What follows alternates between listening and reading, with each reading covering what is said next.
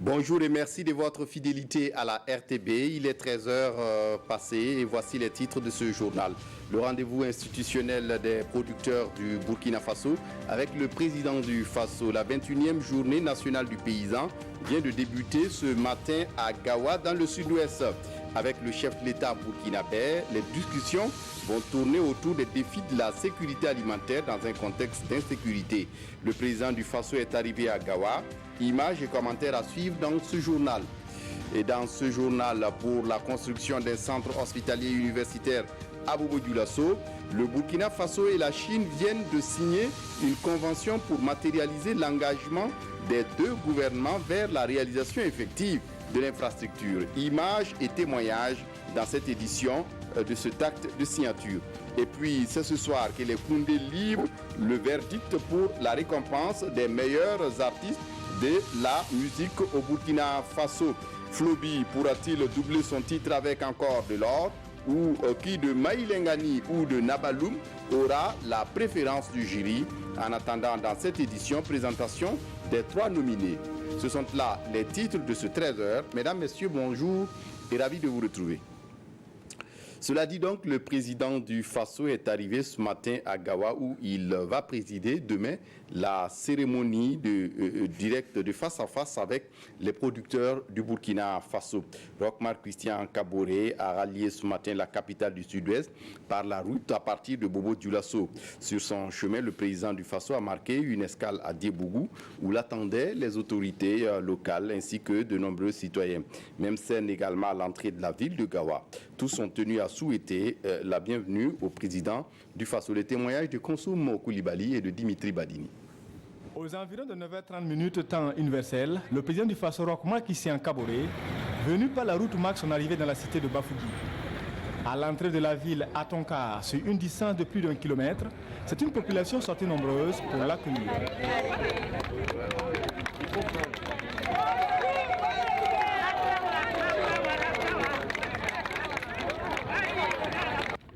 Communauté d'oiseaux notables, femmes, hommes et élèves de Gawa ont voulu être présents pour ne pas se faire compter les ennemis. Après échange de poignées de main avec les membres du gouvernement et des corps constitués de la région, le président du Faso par un bain de foule communie avec les Gawalais.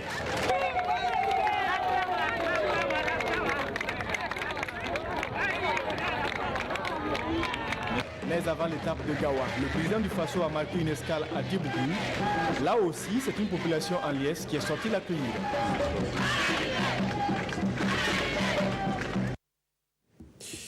Et donc pour les travaux proprement dits de cette 21e JNP, les 1400 producteurs ont entamé les discussions autour des solutions à trouver en vue de faire face aux défis de la sécurité alimentaire dans un contexte d'insécurité. En attendant de revenir plus amplement sur cette cérémonie d'ouverture, je vous propose ici un extrait de l'allocution du ministre de l'Agriculture, des Aménagements hydro-agricoles à l'occasion. On écoute Salifou Ouedraogo. La présente édition de la JNP se tient sous le thème « Défi de la sécurité alimentaire dans un contexte d'insécurité ». Quelle stratégie d'accompagnement des exploitations agro-silvopastorales, halieutiques et fauniques? Cette thématique est plus que d'actualité au regard du contexte sécuritaire dans la sous-région en général et du Burkina Faso en particulier. En effet, les multiples attaques constituent une menace très sérieuse affectant négativement les actions déployées au niveau des exploitations agro-silvopastorales, halieutiques et fauniques. Il est donc plus que jamais nécessaire de mûrir les réflexions en élargissant la concertation aux acteurs de base directe touchés afin de développer des mécanismes efficaces pour assurer la continuité de la production, condition sine qua non de l'atteinte de la sécurité alimentaire, nutritionnelle dans notre pays. Et on reparle de la filière mangue menacée depuis quelques années au Burkina Faso par la mouche des fruits et autres maladies. Des menaces qui font perdre une partie importante de la production sur le terrain. Et en chiffres, ce sont des milliards de francs CFA qui sont perdus à chaque campagne. Pour changer la donne, le gouvernement burkinabé et ses partenaires mènent des campagnes de lutte, des actions de lutte qui semblent avoir porté fruit au regard des résultats sur le terrain. Karim Sissé. La mouche des fruits, c'est le cauchemar des acteurs de la filière mangue au Burkina depuis maintenant un certain nombre d'années. Un insecte qui occasionne d'énormes pertes aux producteurs et exportateurs. Des pertes estimées à des dizaines de milliers de tonnes à chaque campagne. Pour sauver la filière, le gouvernement burkinabé et ses partenaires ont décidé d'agir. Ainsi, des campagnes de lutte contre ces nuisibles du manguier ont été lancées. On a pu mettre au point des appâts alimentaires et des paraphéromones sexuels qui attirent les mouches et les tuer. Alors, lorsque les chercheurs ont pu faire sortir ces résultats, et c'est l'occasion pour moi de vous dire qu'il faut avoir confiance à vos chercheurs, et on a très rapidement transmis ces résultats auprès du ministère de l'Agriculture. Et au niveau du ministère de l'Agriculture, il faut également aussi les remercier parce qu'il y avait le projet PAFASP qui a également apporté un soutien au nom du gouvernement. Et ceci a permis très rapidement de circonscrire le problème. Au fil des années, ces actions de lutte ont permis un tant soit peu de minimiser les pertes. Il y a eu considérablement baisse cette année parce que nous avons vu, on a eu en tout 6 interceptions et les 6, on s'est renseigné, tout n'est pas causé par la mouche. Il y a eu 2 ou 3 interceptions qui sont dues peut-être à la documentation qui a été mal faite. Avec les services techniques, on a pris un certain nombre de mesures, notamment une date d'ouverture et de fermeture de la campagne, le renforcement du contrôle et de la surveillance au niveau des stations de conditionnement et la formation du personnel. Mais le cauchemar semble ne pas être fini, surtout avec l'apparition de nouvelles maladies comme la coccidie farineuse et le dépérissement du manguier. L'explosion de la maladie apparut en 2015 et suite à cette apparition, nous avons effectué des prospections dans au moins 9 provinces du Burkina Faso et nous avons constaté la présence de la maladie dans toutes ces 9 provinces-là. La coccinelle farineuse du manguier est un insecte piqueur-suceur, c'est-à-dire qui s'alimente donc de la sève des plantes. Les manguiers qui sont actuellement infestés n'arrivent plus à produire actuellement. Les acteurs de la filière mangue sont inquiets face à cette nouvelle menace.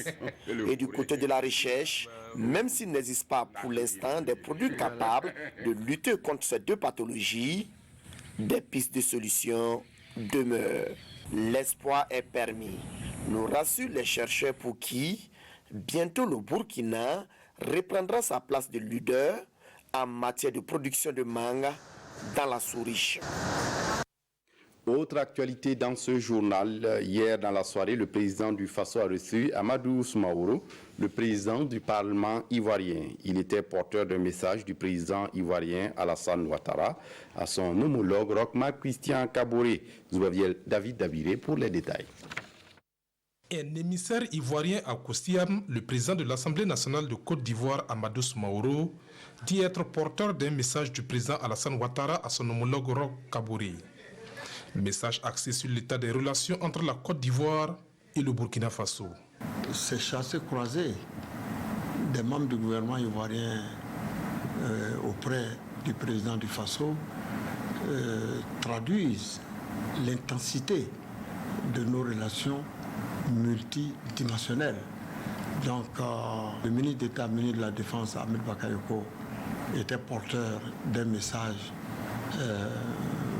au président de la part du président Alassane Ouattara au président du Faso, comme moi aujourd'hui, je suis porteur d'un message du même type, sauf que compte tenu de la variété de nos relations, ce message n'avait pas le même contenu. Amadou Soumaoro mettra à profit son séjour au Burkina Faso pour prendre part à la 11e conférence des présidents d'Assemblée et de section région Afrique francophone.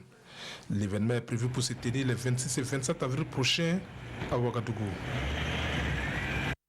Je le disais en titre, la réalisation du centre hospitalier universitaire de Bobo-Dioulasso dans le cadre de la coopération avec la Chine se précise. Les deux parties viennent de procéder à la signature ce jeudi d'une convention de près de 60 milliards de francs CFA pour le projet. C'est un hôpital de référence qui sera finalement érigé à Bobo-Dioulasso. Des détails avec Oumar Zambré. Cette signature d'accord de don entre la Chine et le Burkina Faso marque le démarrage officiel du projet de construction du centre hospitalier universitaire de Bobo-Dioulasso. L'accord de don vise à accompagner le gouvernement burkinabé dans la réalisation d'une infrastructure sanitaire de référence au profit des populations. Aujourd'hui, un des engagements, c'est la construction d'un hôpital, un centre hospitalier universitaire à Bobo-Dioulasso. Naturellement, dans ces engagements, il faut qu'il y ait un accord entre les différentes parties avec l'engagement et les engagements des différentes parties prenantes. La réalisation de ce projet va également contribuer à consolider davantage l'amitié sino-burkinabé. Nos peuples chinois se tiennent toujours à la promesse. On voudrait bien promouvoir ce projet et puis réaliser ce projet le plus tôt possible. Cette convention, c'est une étape très importante pour réaliser ce projet. Environ 60 milliards de francs CFA, c'est le montant qui sera injecté dans la construction de cette infrastructure. Elle sera bâtie sur une surface de 42 hectares. Un hôpital de référence qui va prendre en compte désormais le volet formation des étudiants en médecine et en pharmacie. De son côté, on note un nouvel envol pour le projet d'appui à l'extension de la couverture du risque maladie de l'UEMOA. L'AFD, l'Agence française de développement, vient d'octroyer à l'institution ouest-africaine environ 3 milliards de francs CFA comme avenant au financement du dit projet. Des détails avec Christine Koulibaly. Ce sont des signatures qui redonnent vie au projet d'appui à l'extension de la couverture du risque maladie dans l'espace UEMOA. Un projet exécuté entre 2011 et 2016 avec des résultats peu concluants. La population au Burkina Faso, mais également dans les autres pays de l'UEMOA, a besoin, de façon générale, d'un soutien, d'une mutualisation de ses ressources pour pouvoir faire face à ses dépenses de santé. Ce qu'aujourd'hui, chaque ménage ne peut pas faire. Ce soutien se fera essentiellement à travers le renforcement des capacités des acteurs nationaux de la couverture du risque maladie, avec un accent particulier sur l'amélioration de l'équité de l'accès des groupes sociaux vulnérables. Aujourd'hui, les populations les plus vulnérables, ce sont elles qui ne bénéficient pas de cet accès aux soins de santé. Donc le projet vise à combler vraiment ce déficit en apportant, bien sûr, dans un premier temps, les ressources indispensables pour pouvoir mettre en place ce mécanisme, et sont les États, par rapport même au principe de subsidiarité, qui sont les mieux placés pour asseoir ce mécanisme de financement de manière durable, fiable et efficace. Et pour être efficace, tirant leçon du passé, le projet sera exécuté par une agence sous la supervision de la Direction de la santé et de la protection sociale de l'UEMOA. Et puis des représentants des régulateurs des États membres sont à Ouagadougou depuis hier pour une assemblée générale, une rencontre de haut niveau qui va consacrer des échanges sur la 5G en Afrique, mais pas seulement. Les régulateurs souhaitent aussi discuter autour d'un protocole d'accord et de financement de projets spécifiques. Urbain Sommet, Inijanine Kambiré.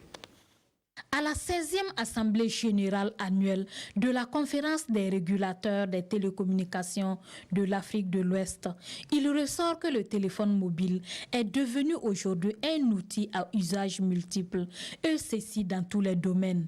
Environ 176 millions d'abonnés dans la zone CEDEAO. Pour les réalisations de 2018, le bilan est jugé satisfaisant. Nous venons en marge de cette Assemblée générale de finir de boucler l'atelier sur la 5G et en 2019 nous allons également maintenir ce cap et essayer à travers cette Assemblée générale de dégager les grandes orientations pour que l'Afrique ne soit pas en reste sur les télécommunications. Face aux défis, il convient de s'adapter aux difficultés liées aux mutations et aux exigences de l'écosystème numérique.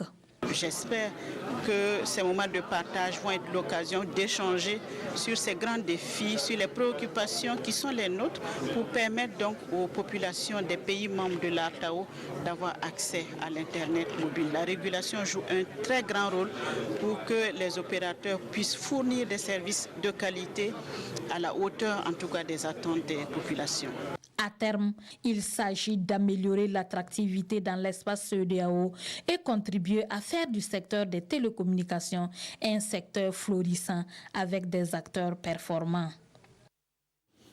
Comment réduire les consommations d'énergie dans les bâtiments au Burkina Faso? La question taraude le Premier ministère qui, avec le concours de l'UEMOA, réfléchit sur des solutions. Environ 60% des consommations énergétiques selon une étude de l'UEMOA, et il faut bien travailler à trouver un équilibre, d'où la promotion des concepts comme l'efficacité énergétique. Aruna Mari. Beaucoup de pertes d'énergie enregistrées dans la plupart des pays membres de l'UEMOA. Le constat est de l'organisation qui veut minimiser ces pertes parfois liées à la mauvaise qualité des bâtiments et des appareils électroménagers. La rencontre du jour est aussi celle de la relance du CNTS, le Comité national de tutelle et de suivi, un instrument créé dans les 8 pays de l'Union pour promouvoir l'efficacité énergétique. Il s'agirait succinctement de donner une carte d'identité à chaque appareil, de telle sorte que chaque consommateur, quand vous allez acheter l'appareil, que vous sachiez quelle est sa puissance, quelle est sa consommation. Tout ça. En fait, on essaie de réglementer un peu l'entrée des appareils dans notre espace. Et le deuxième projet, qui est le code d'efficacité énergétique dans les bâtiments, nous avons y à faire des études de consommation d'énergie dans il y a certaines villes où les bâtiments occupent 60% de la part de la consommation d'énergie. Ce qui veut dire que c'est des bâtiments qui ont été construits sans intégrer l'aspect économie d'énergie. Les documents validés, nous allons revenir là-dessus. Et il s'agira de voir comment nous allons transposer nos textes nationaux en adéquation avec les directives de l'UEMOA. Ces programmes mettent surtout en avant l'efficacité énergétique afin de permettre aux pays membres de mieux gérer leurs ressources énergétiques. Le Burkina Faso abritera le nouveau pôle de qualité interpays éducation non formelle, et cela intervient à une époque où l'Association pour le développement de l'éducation en Afrique ambitionne de voir les pays africains se doter de moyens pour mettre en œuvre des systèmes d'éducation et de formation de qualité qui répondent à leurs besoins. Une rencontre se tient dans ce sens à Ouagadougou. Des détails avec Pascal Kané. Le Burkina Faso héberge désormais le pôle de qualité interpays éducation non formelle. Porté par l'Association pour le développement de l'éducation en Afrique ADEA, le pôle vise à favoriser le partage des connaissances des meilleures pratiques en éducation non formelle en Afrique. L'objectif donc de ce pôle, c'est de favoriser le dialogue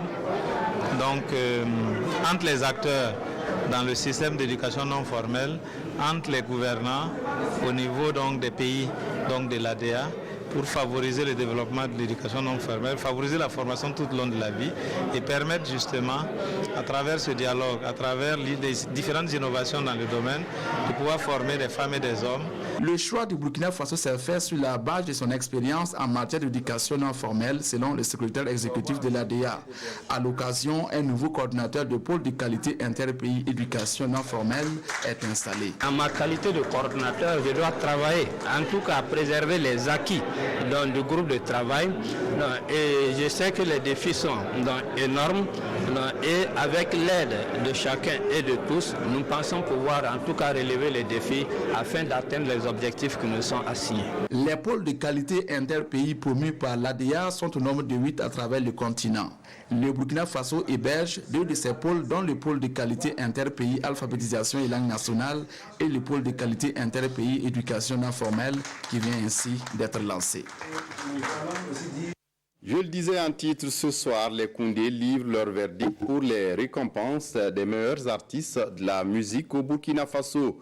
Flobi pourra-t-il doubler son or avec son titre de nominé, ou encore qui de Maï Lengani ou de Nabaloum aura la préférence du jury? En attendant cette édition, En attendant cette soirée ce soir, présentation de ces 3 nominés avec Karuna Amare. À l'assaut d'un deuxième Koundé d'or, Flobi est le grand favori de la compétition. Koundé d'or 2010 et artiste le plus titré des Koundé, le Baba détient le palmarès le plus éloquent face à ses 2 challengers. Au Faso Music Award en mars dernier, il a décroché le prix du meilleur tube et celui d'artiste de l'année grâce à son 5e album Wakato pour le temps.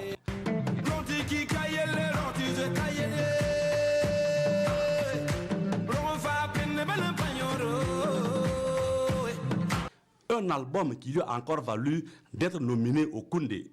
Je suis très content pour l'encouragement déjà, même si je ne gagne pas le Koundé, je suis très fier d'être nominé encore. Je suis très content que mon album soit sélectionné parmi les meilleurs de l'année, donc c'est une fierté pour moi. Également dans le starting block, Maïlengani, l'artiste se positionne comme une figure de showbiz burkinabé, plus connue à l'extérieur que sur les scènes internes. Le public a découvert ce talent en 1998 où elle a remporté le Grand Prix national de la chanson moderne. Et depuis, sa carrière a pris des galons.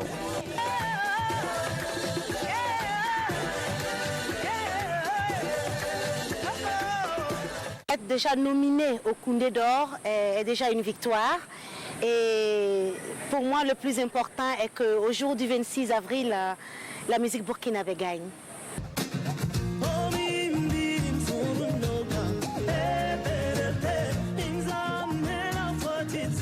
Mais prudence, étoile montante dans la galaxie musicale burkinabé, Nabaloum peut également jouer les troubles fêtes. Déjà en 2017, elle a raflé 3 trophées. Visa pour la création de l'Institut français, Koundé de la révélation et prix spécial de l'ambassadeur du Royaume du Maroc.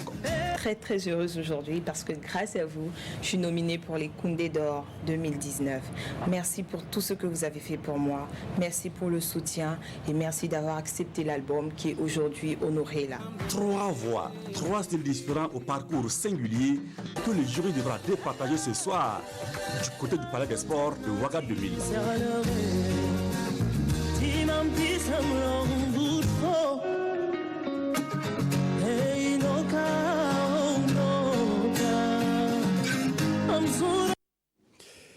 Voilà, on referme ce journal avec la revue de presse des quotidiens. Ce jour, les journaux du jour reviennent sur les manifestations de rue au Soudan, mais aussi la sortie du CEFOP. Aimé Solange Guigma. Dialogue politique au Faso, le CEFOP craint un marketing politique, rapporte Sidoya, et en attend des décisions consensuelles fortes, indique l'observateur Palga. Y a-t-il oui ou non négociation avec les terroristes? Zéphirin Diabré, ses collaborateurs demandent au président du Faso de dire toute la vérité sur cette affaire dans ce journal. Même si pour le CEFOP, il n'y a pas de fumée sans feu. Quoi qu'il en soit, on peut lire dans les colonnes de Aujourd'hui au Faso le démenti du ministre Rémi Dianguinou sur la question. Pour le porte-parole du gouvernement, le chef de l'État n'a jamais envisagé de négocier avec un quelconque groupe terroriste.